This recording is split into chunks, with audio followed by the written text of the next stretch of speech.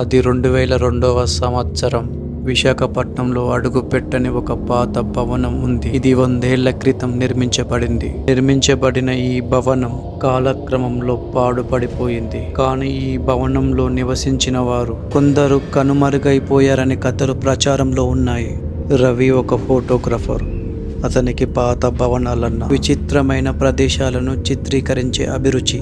ఒక రోజు ఈ భవనం గురించి విన్న రవి తన మిత్రులతో కలిసి అక్కడికి వెళ్ళాలని అనుకున్నాడు. రవి, అతని స్నేహితులు మహేష్, కిరణ్, సంతోష్ రాత్రి 11 గంటలకు భవనాన్ని చేరుకున్నారు. చుట్టూ చీకటి, గాలిలో విపరీతమైన చల్లదనం. లోపల అడుగు పెడితే ధూళితో కప్పబడి ఉన్న ఫర్నిచర్ చుట్టూ సాలిళ్ళు చక్కర్లు కొడుతున్నాయి. ఇక్కడ నిజంగా ఎవరైనా ఉంటారా అంటూ మహేష్ నవ్వుతూ అడిగాడు. అది తెలీదు గాని ఎవ్వరు ఇక్కడ ఎక్కువ సమయం ఉండలేరట అని రవి వాళ్ళ స్నేహితులతో చెప్పాడు. అందరూ గదులను అన్వేషించడం ప్రారంభించారు. అంతలో పై అంతస్తు నుండి